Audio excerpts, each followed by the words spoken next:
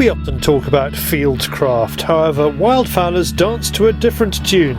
There's mudcraft, tidecraft, try not to get hypothermia craft, and then there's the relatively new technique of crafty calling craft, which experienced shots Nick Horton and Matt know a lot about. You miss the flight line, they're 400 yards out, you're done, the birds are gone. But at least with these, they give you a fighting chance. I can't say it's like a golden bullet for ducks, that would be wrong, but what it does do is it increases the opportunities, and I think that's no bad thing. And for the sake of taking the time to learn how to blow them properly, well worth the effort. The guys know how to talk duck and goose. They flirt with them, toy with them, and imitate them to such a level of authenticity that the birds come in for a closer look. If something turns the birds and you're trying to get the birds to come back to you from a distance, then you use a comeback call, which would be like this.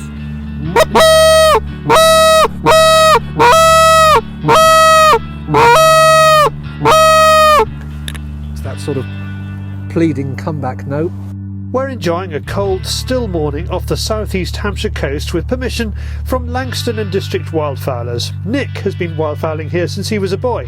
He's seen the place evolve and change over the last 45 years. Some areas which previously you couldn't walk on have become hard sand, and previously areas that were easy to walk on because even if they weren't sand, they were impacted clay and quite firm, have now become areas of such sloppy mud that you'd certainly need mud patterns to try and cross them.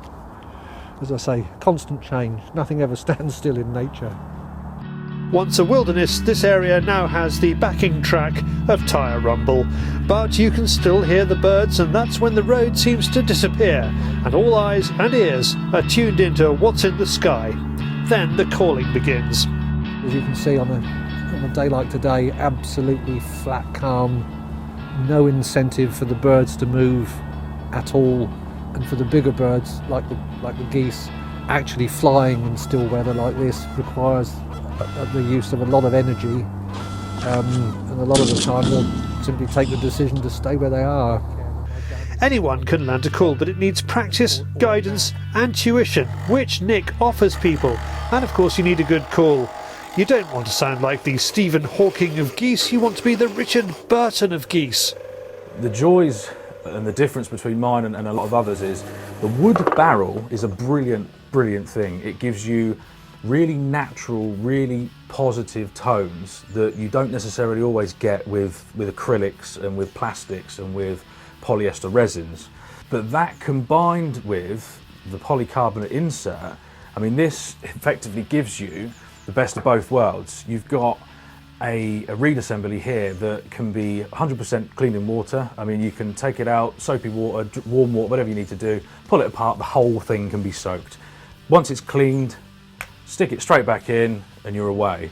So you've kind of got the positives there with modern materials, yet on the backhand you've got the mellow natural tones with wood. Matt started making calls as a hobby, but it's grown into a business, and his wildfowling experience means he can apply his salty sea dog knowledge using materials like marine grade stainless. Salt doesn't affect it at all. It's really, really, really good for coastal situations. Doesn't dull, doesn't tarnish, stays the same.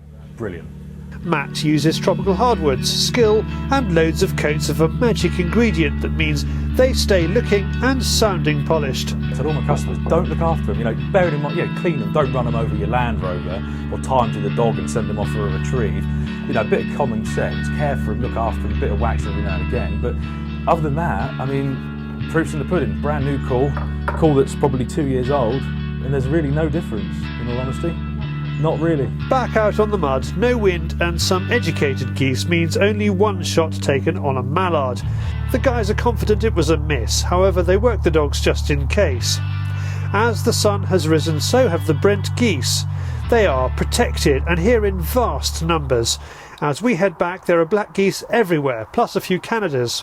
And they're now just taunting us, Nick. Oh, indeed they are, yes.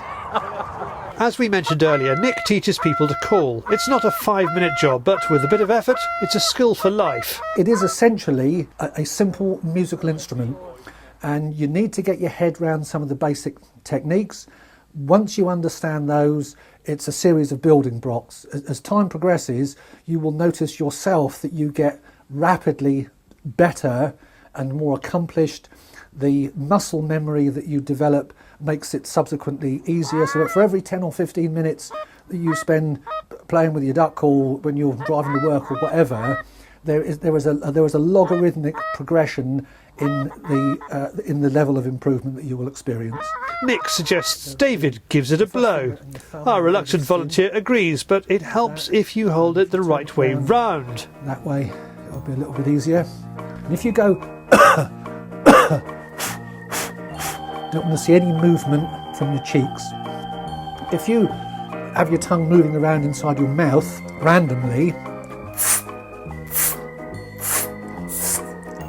now let's see if we can put that all together, and let's put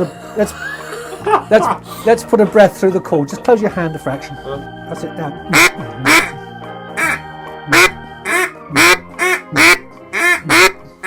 With so much innuendo flying around, we'll leave it there. To get in touch with the guys about either the MPK Custom Calls or for calling tuition, drop Matt and Nick a line. Email mpkcustomcalls@gmail.com or visit mpkcustomcallsandwoodwork.com.